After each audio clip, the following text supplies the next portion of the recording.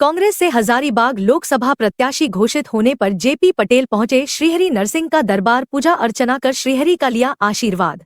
वर्तमान समय में लोकतंत्र का महापर्व चुनाव 2024 देश मना रहा है। 14 हजारीबाग लोकसभा से कांग्रेस ने जेपी पटेल को मैदान में उतारा है। प्रत्याशी घोषित होने के बाद जेपी पटेल सपत्नीक श्रीहरि नरसिंह के दरबार पहुंचे तथा पूजा अर्चना कर आशीर्वाद मांगकर चुनाव प्रचार अभियान का किया आगाज। इस अवसर पर इन्होंने कहा कि मैं धरती पुत्र टेकलाल महंतो का पुत्र हूं, उनके अधूरे सपनों को पूरा करने का संकल्प पूरा करने चुनाव मैदान में आया हूं।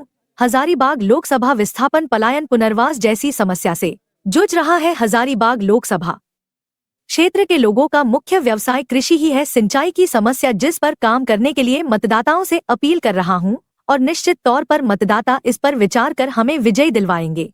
देखिए, हमने पहले ही कहा है कि हजारीबाग की जनता निरंतर एक यहाँ की माटी का बेटा और एक ऐसे जनप्रतिनिधि जो सभी वर्गों को लेकर चले, सभी समाज को लेकर चले और सुलभ उपलब्ध हो। और झारखंड अलग राज्य लंबा संघर्ष के बाद मिला। मैंने पहले भी कहा था, हमारे पिताजी का जो सोच, जो विचारधाराएं और उनके सपने को झारखंड अभी भी अधूरा है। उनके सपनों को पूरा करना है, क्योंकि पूरा हजारीबाग समेत पूरा झारखंड जानते हैं कि टेकलाल बाबू झारखंड आंदोलन के अग्रणी योद्धा रहे हैं। और जब झारखंड आंदोलन अपने ये में था, पूरा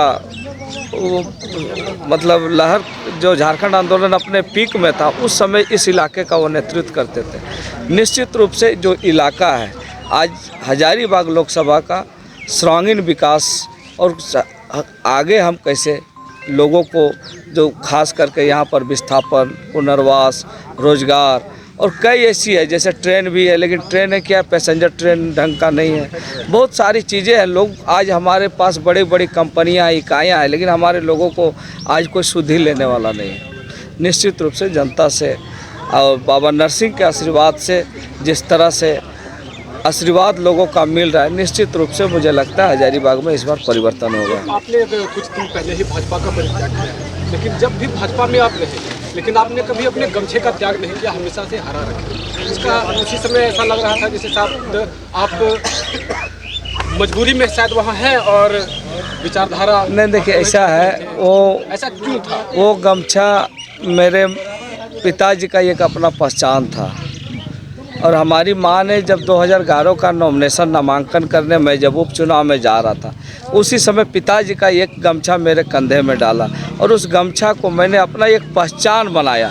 वो अलग बात है, लोग दूसरे चीज़ सोचे, लेकिन झारखंड में हरा का प्रतीक हरियाली है, इसलिए मैं वो गमछा को राजनीतिक में, जब भी राजनीति मेरा जिंदा रहेगा, जब तक मैं राजनीति करूँगा, वो हरा गमछा मेरे साथ रहेगा। जनता से क्या अपील करना चाहिए? देखिए, जनता से मैंने कहा कि एक इस इलाके के टेकलाल बाबू एक बड़े लीडर थे, एक लंबा संघर्ष इलाके में रहा है और मुझे उम्मीद है कि इस बार की जनता, जो टेकलाल बाबू 2004 में गठबंधन के तहत गिरिडीह में लोकसभा में चुने गए थे, इस बार हजारीबाग की जनता जयप्रकाश भाई पटेल को अपना आशीर्वाद देगा और एक सच्चे जो वीर योद्धा थे इस मिट्टी का टेकलाल बाबू को लोग सच्ची श्रद्धांजलि देंगे। पिता के नाम पर अपना मतदान मैं लोगों से अपील कर रहा हूँ कि उनकी सच्ची श्रद्धांजलि होगी, क्योंकि इस इलाके को उन्होंने सामने से देखा है। तो मुझे विश्वास है कि पिताजी के उन सपनों को मैं साकार कर सकूं।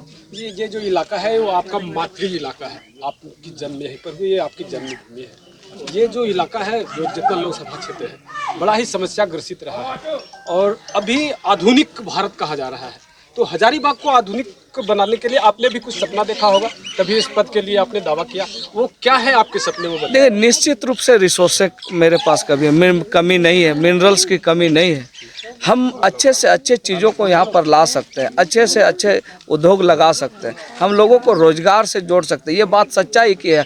कुछ इलाके जो है जहाँ पर खनन क्षेत्र है, फैक्ट्री है, उद्योग लगे हुए हैं, और कुछ इलाके जो हमारे सही माने में आज भी कृषि पर डिपेंड है, उनका आधार ही कृषि है, उनका जीविका, उनका जीवन सब।